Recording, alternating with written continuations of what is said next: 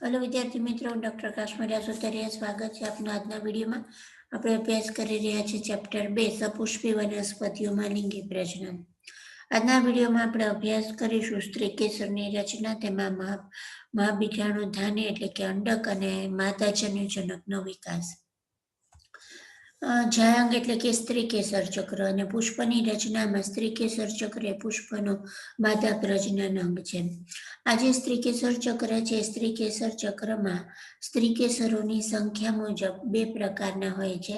જો સ્ત્રીકેસરની સંખ્યા એક જ હોય તો આવું સ્ત્રીકેસર ચક્ર એક સ્ત્રીકેસરીય સ્ત્રીકેસર ચક્ર એટલે કે મોનોકાર્પેલરી કહેવાય છે। પણ જો ઘણા બધા સ્ત્રીકેસર હોય એટલે કે બે કરતા વધારે સ્ત્રીકેસર હોય તો તેને બહુસ્ત્રીકેસરી એટલે કે મલ્ટીકાર્પેલરી પણ કહેવાય છે। હવે જ્યારે બહુસ્ત્રીકેસરીય સ્ત્રીકેસર ચક્ર હોય ત્યારે તેમાં સ્ત્રીકેસર જોડાયેલા છે કે મુક્ત છે તે મુજબ યુક્ત અને મુક્ત એમ બે પ્રકારના બહુસ્ત્રીકેસરીય સ્ત્રીકેસર ચક્ર હોય। જો બહુસ્ત્રીકેસરીય સ્ત્રીકેસર ચક્રમાં બધા જ સ્ત્રીકેસર જોડાયેલા હોય તો તેને યુક્ત સ્ત્રીકેસરી કહેવાય, અને જો બધા સ્ત્રીકેસર મુક્ત હોય તો તેને મુક્ત સ્ત્રીકેસરી કહેવાય। બરાબર છે, આ યુક્ત સ્ત્રીકેસરી અને મુક્ત સ્ત્રીકેસરી। તો આમ આ સ્ત્રીકેસર ચક્રની સામાન્ય માહિતીનો અહીંયા ઉલ્લેખ છે। આમ તો મોર્ફોલોજીમાં પુષ્પની રચના ડિટેલમાં આપણે અભ્યાસ કરી ગયા છે, એટલે અહીંયા સ્ત્રીકેસર ચક્રની સામાન્ય વિગત જે છે તે આપણને આપેલી છે। હવે પ્રત્યેક સ્ત્રીકેસરની રચના જોઈએ તો દરેક સ્ત્રીકેસર છે તે 3 ભાગનું બનેલું હોય: પરાગાસન, પરાગવાહિની અને અંડાશય। બરાબર છે, પરાગાસન, પરાગવાહિની અને અંડાશય, આ 3 ભાગો જે છે તે સામાન્ય રીતે સ્ત્રીકેસરની રચના કરે। અહીંયા જે પરાગાસન છે, પરાગાસન મુખ્ય કાર્ય તેનું પરાગરજ ગ્રહણ કરવા માટેનું છે। એટલે પરાગાસન એ સ્ત્રીકેસરમાં પરાગરજ મેળવતું સ્થાન છે। પરાગરજ પરાગાશયમાં ઉત્પન્ન થાય છે અને આ પરાગરજ જે છે તે સ્ત્રીકેસરના પરાગાસન ઉપર સ્થાપિત થતી હોય છે। એટલે પરાગરજ માટેનું ગ્રાહી સ્થાન શું? તો કે સ્ત્રીકેસરનું પરાગાસન। ત્યાર પછી આ જે પરાગાસન છે એ પરાગાસનથી નીચેની તરફ લંબાયેલી નલિકામય રચના છે જેને પરાગવાહિની કહેવાય છે।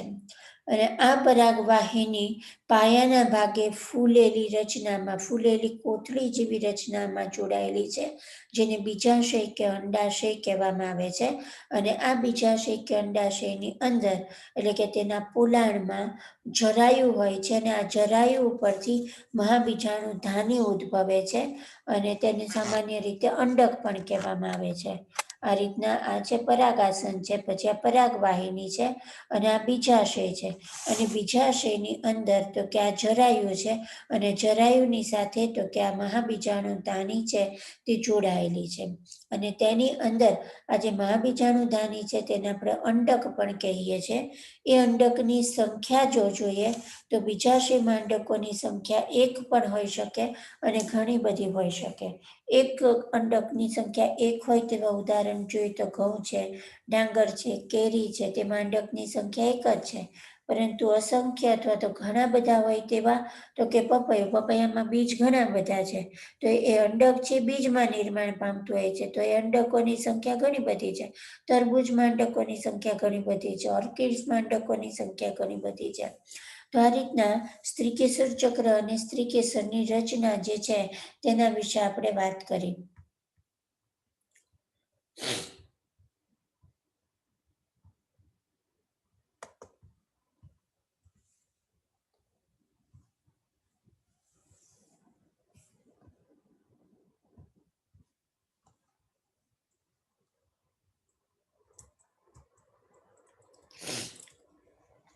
અહીંયા હજી એક આકૃતિ આપણે લીધેલી છે, કે આ રીતના સ્ત્રીકેસરની અંદર બીજાશયમાં જે અંડકો છે એ અંડકોના સ્થાન અલગ અલગ અંડકોના પ્રકાર જે છે તે અલગ અલગ પ્રકારના હોય છે, બરાબર છે. ઉર્ધ્વમુખી છે, તિર્યકમુખી છે, અધોમુખી છે, આવી રીતના અંડકના છે તે પ્રકાર જોવા મળે છે.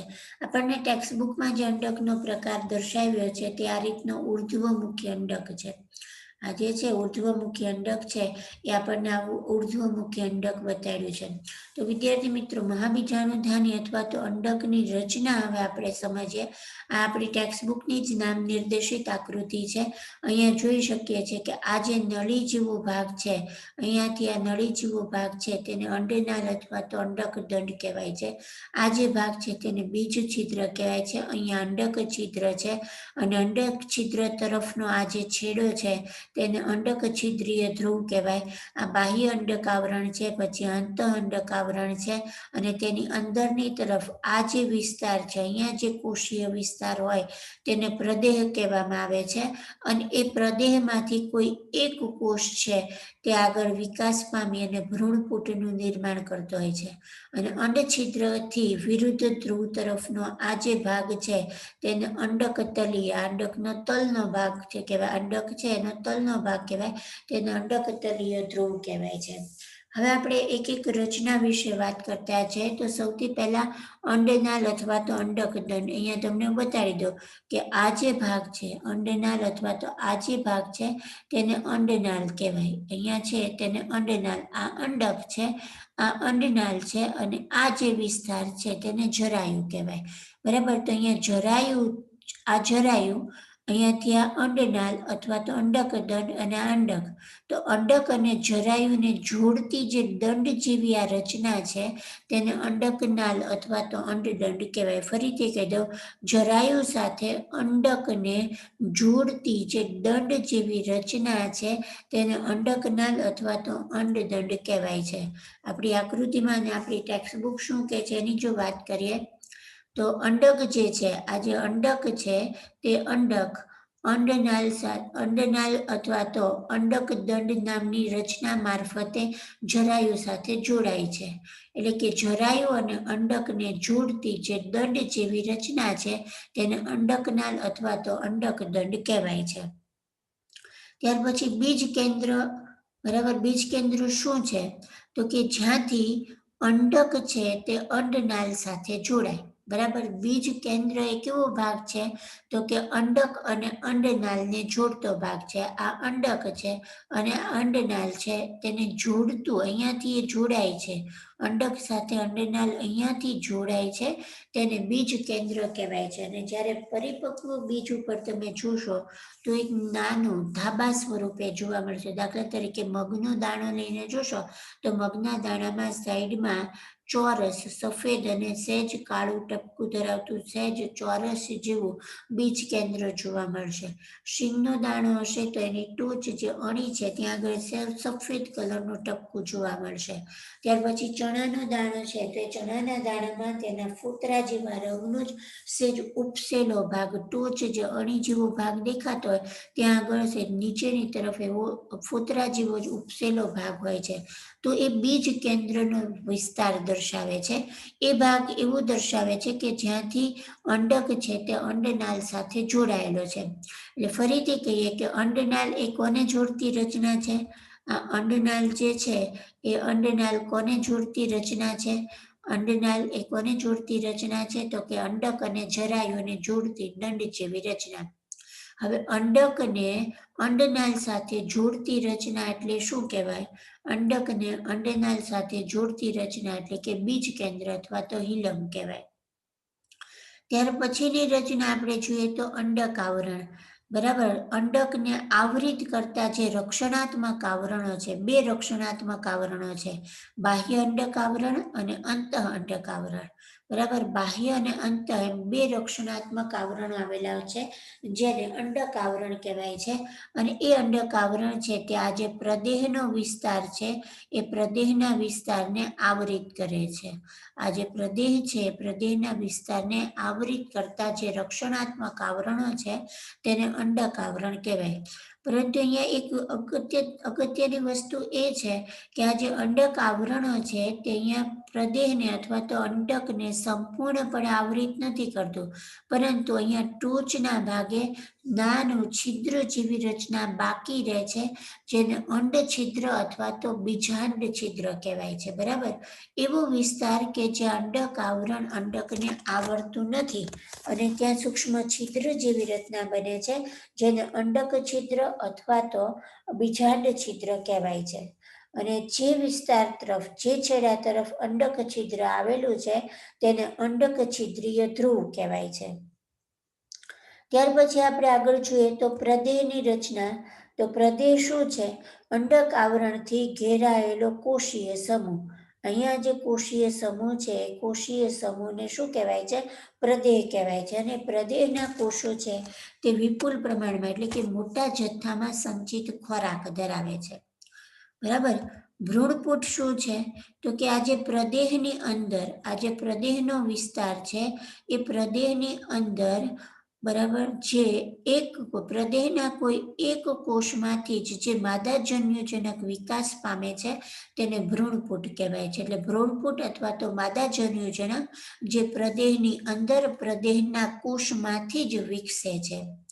અને ત્યાર પછી અંડછિદ્રથી વિરુદ્ધ તરફનો આ જે ધ્રુવ છે, અંડછિદ્રથી વિરુદ્ધ તરફનો આ જે ધ્રુવ છે તેને શું કહેવાય છે? અંડક તલ અથવા તો ચલાઝા એન્ડ કહેવાય છે.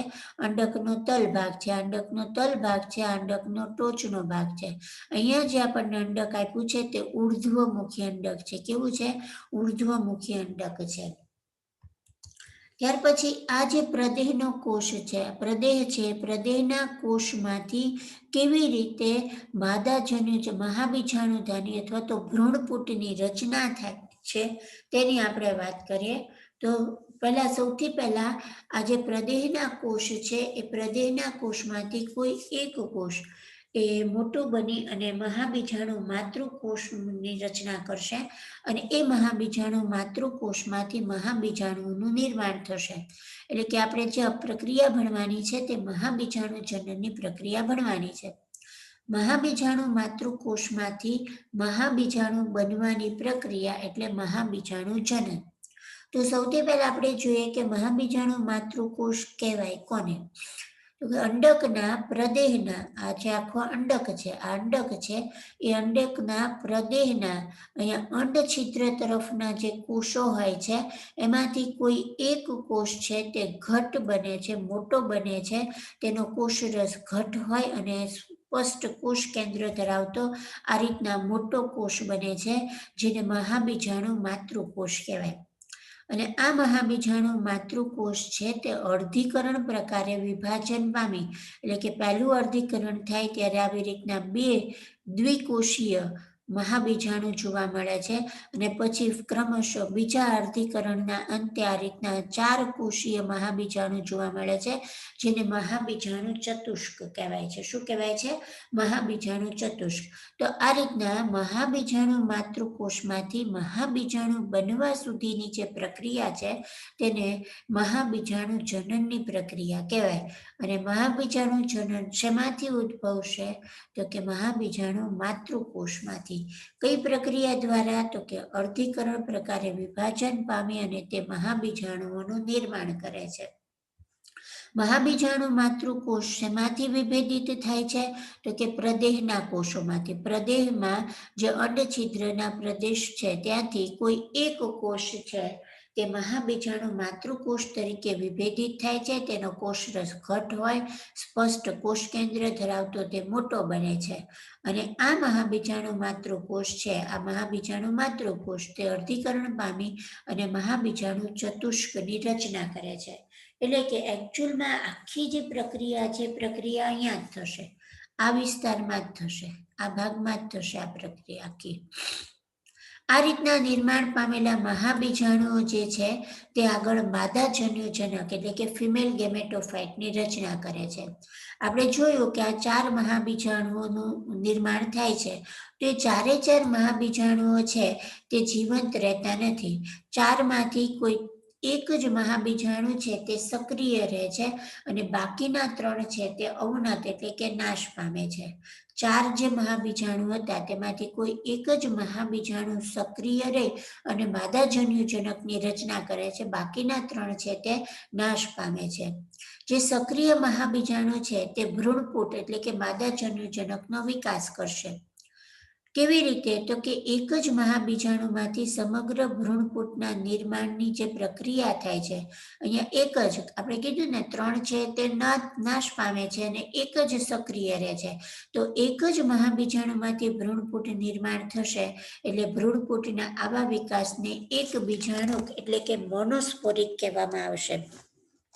હવે અહીંયા એક વસ્તુ આપણે સમજી લઈએ કે જો અહીંયા આગળ કોઈ 4 માંથી કોઈ એક મહાબીજાણુ છે તે ભ્રૂણપુટનું નિર્માણ કરશે તો તેને મોનોસ્પોરિક એટલે કે એક બીજાણુક કહેવાય.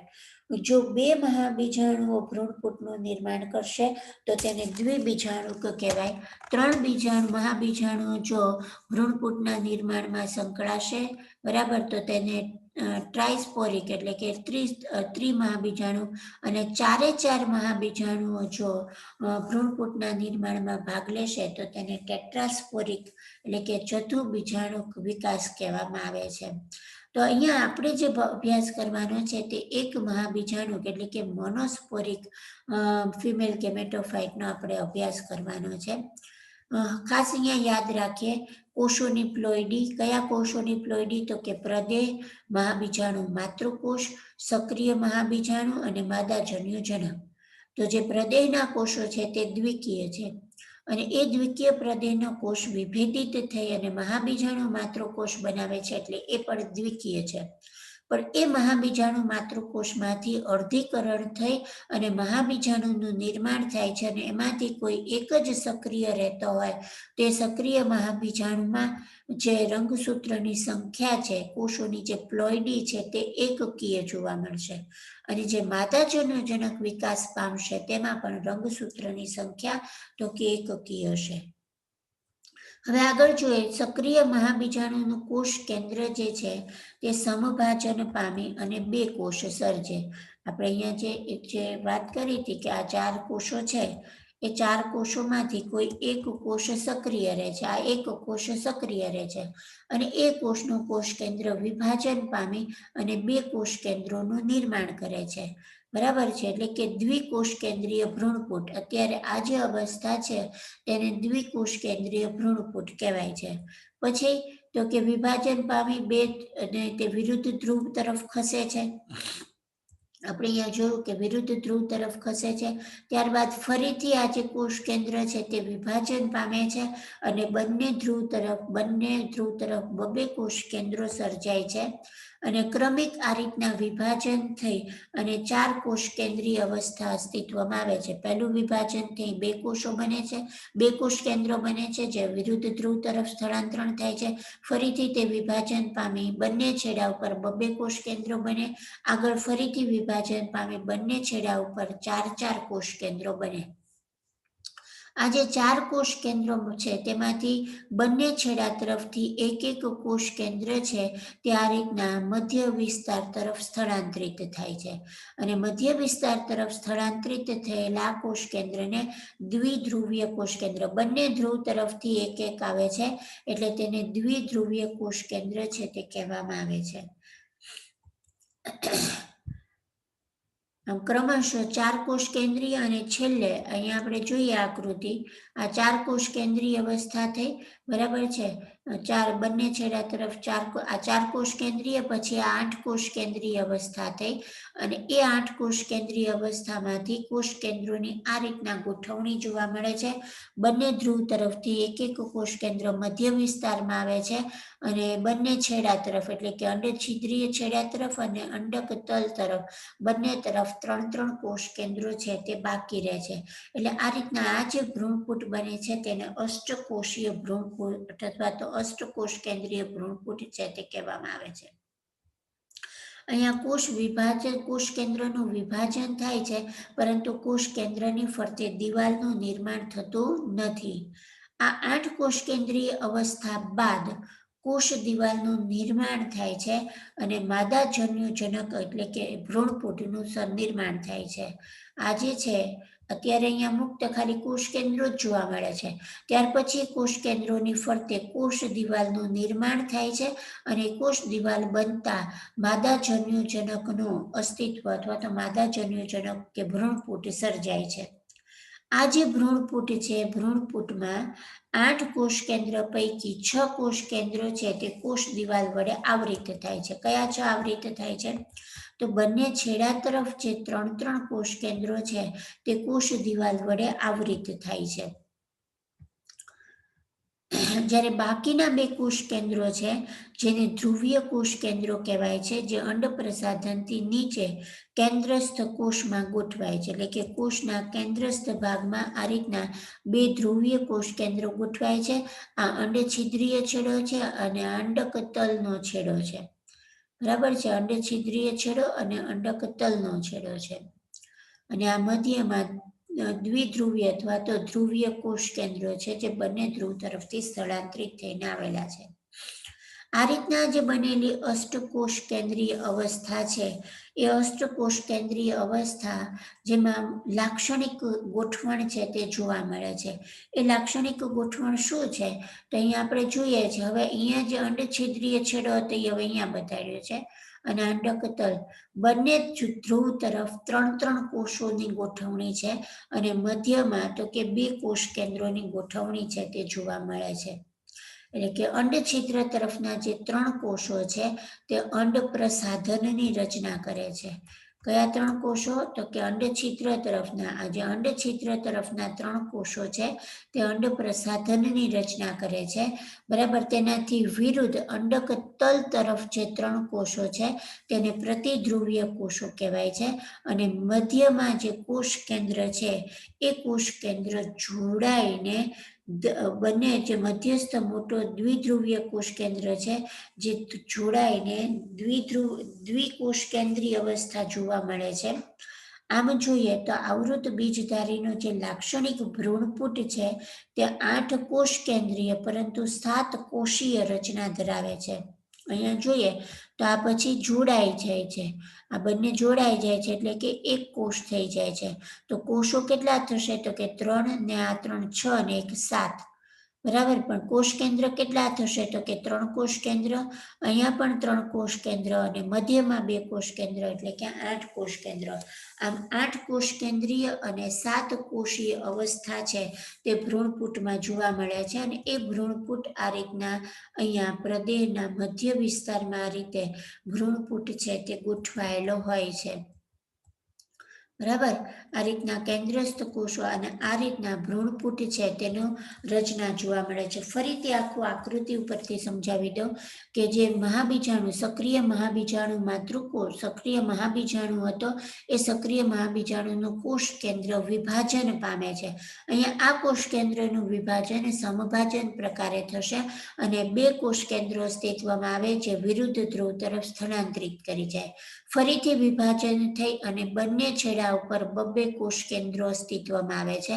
આ બંને કોષ કેન્દ્રો ફરીથી વિભાજન પામે અને બંને છેડા ઉપર 4 કોષ કેન્દ્રો અસ્તિત્વમાં આવે છે. આ દ્વિકોષ કેન્દ્રીય ભ્રૂણપૂટ કહેવાય, આ 4 કોષ કેન્દ્રીય ભ્રૂણપૂટ કહેવાય અને આ 8 કોષ કેન્દ્રીય ભ્રૂણપૂટ કહેવાય. આ 8 કોષ કેન્દ્રીય ભ્રૂણપૂટમાં જે 8 કોષ કેન્દ્રો છે બંને છેડા તરફ 4 તેમાંથી બંને છેડા તરફથી એક કોષ કેન્દ્ર છે તે કોષના મધ્ય વિસ્તાર તરફ સ્થળાંતરણ કરે છે. બાકીના 3 કોષ કેન્દ્રો એક જે છે તે અંડક છિદ્ર છેડા તરફ રહે છે અને બીજા જે છે તે અંડક તલ તરફ રહે છે. અંડ છિદ્ર તરફના જે 3 કોષો છે તે અંડ પ્રસાધનની રચના કરે છે અને અંડક તલ તરફના જે 3 કોષો છે તે પ્રતિધ્રુવીય કોષો બનાવે છે. બરાબર, અહીંયા કોષ કેન્દ્રનું વિભાજન થાય છે પરંતુ હજુ કોષ દિવાલની રચના બનતી નથી. જ્યારે કોષ દિવાલની રચના બને છે ત્યારે એ કોષ દિવાલ માત્ર આ અંડક છિદ્ર તરફના 3 કોષો અને પ્રતિધ્રુવીય 3 કોષોની ફરતે કોષ દિવાલનું નિર્માણ થાય છે. દ્વિધ્રુવીય કોષ કેન્દ્રમાં કોષ દિવાલનું નિર્માણ થતું નથી. અને આ જે 8 કોષ કેન્દ્રો છે અને 7 કોષીય અવસ્થા છે તે લાક્ષણિક કોષીય ગોઠવણી દર્શાવે છે, જેમાં અંડક છિદ્ર તરફ 3 કોષો જોવા મળે છે, જેમાંના 2 છે જે અંડકોષો તરફના જે 3 કોષો છે તે અંડ પ્રસાધનની રચના કરે છે. અંડક તલ તરફના 3 કોષો છે તે પ્રતિધ્રુવ કોષો બનાવે છે અને મધ્યમાં ધ્રુવીય કોષ કેન્દ્ર છે તે જોવા મળે છે. બરાબર, આ રીતના સમગ્ર ભ્રૂણપોટની રચના થાય છે. કોષ કેન્દ્રોની સંખ્યા 8 હોય છે, પરંતુ કોષોની સંખ્યા છે તે 7 હોય છે. તો આ રીતના માદા જન્યુજનક અથવા તો ભ્રૂણપોટનો વિકાસ થાય છે. વિદ્યાર્થી મિત્રો, આ વાત કરીએ આપણે સ્ત્રીકેસર ચક્ર, સ્ત્રીકેસરના ભાગો અને એ સ્ત્રીકેસરની અંદર અંડકમાં કેવી રીતે મહાબીજાણુ જનન થઈ અને મહાબીજાણુનું નિર્માણ થાય છે અને એ મહાબીજાણુ, સક્રિય મહાબીજાણુ કેવી રીતે માદા જન્યુજનકનો વિકાસ કરે છે તેના વિશે આપણે અભ્યાસ કર્યા.